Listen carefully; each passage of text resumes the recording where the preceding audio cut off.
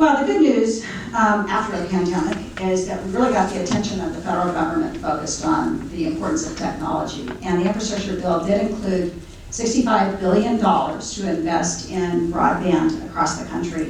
Of that, about $48 billion will be administered by the NTIA, which stands for National Telecommunications and Information Administration, basically the agency that sits in the presidential administration and addresses technology issues. I had a chance to meet the director of NTIA, who was traveling through Oregon a couple of weeks ago, and this is an agency that has gone from what is normally a $50 million budget to administering $48 billion. The money will largely be put into physical infrastructure. About $42 billion goes to physical infrastructure, and the goal is to address persistent areas of persistent poverty, to make sure that entities have solid plans. The money will largely be administered through the states, but that money is really to look at our underserved areas, our vulnerable populations, and make sure that we are building out. There'll also be $1 billion that goes into middle mile development. There'll be about $3 billion that goes into digital equity plans, because again, we realize that it's not enough just to build things out. You've got to make sure that people actually can use the technology and that it's meaningful in their work and personal lives. Where are we as a state, and how do we as a state organize to support our communities and bring these funds into our state? Well, first, Gary, I just want to emphasize your comment there, is we have in the state of Oregon an incredible network of great providers who have been doing work all of these years. The reason any of us have internet is because of the private sector that's really stepped up. And whatever there, frankly, is a dollar to be made, I think we have pretty good service, because these are entrepreneurs. They are looking for communities to serve. They are also, in many cases, motivated by the desire to serve, but they still need to be able to make money. So where the public money is going to step in here is to serve those communities where it just doesn't make financial sense for the private sector to do that alone. We will certainly continue to see partnerships with the private sector in this work, though. They are going to be integral to our ability to take advantage of the money.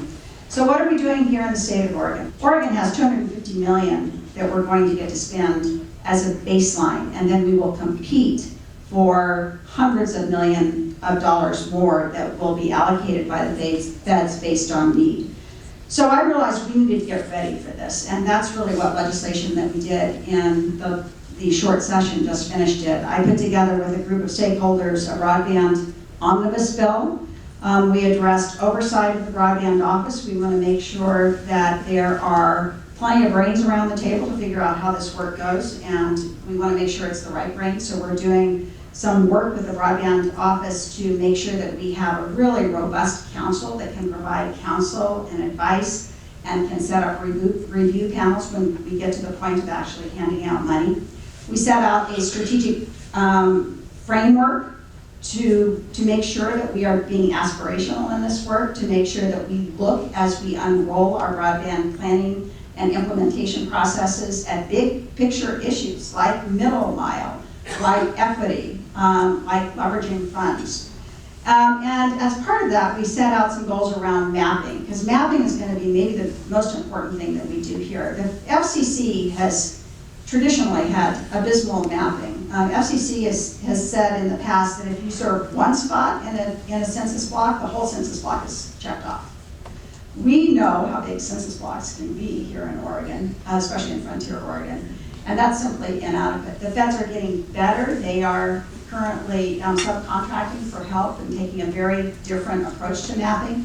But we as a state need our own mapping capability. We need to be able to make sure that we're handing out that grant money to places that really need it.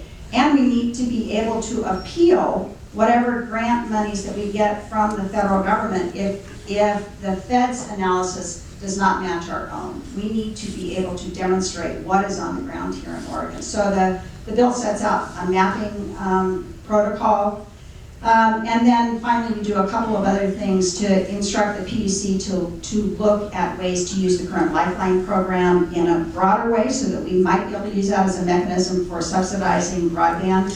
And we set up for our libraries, which we value in this work, the potential for implementing what's known as an E-rate program, which allows them to bring down the biggest possible federal grant subsidies.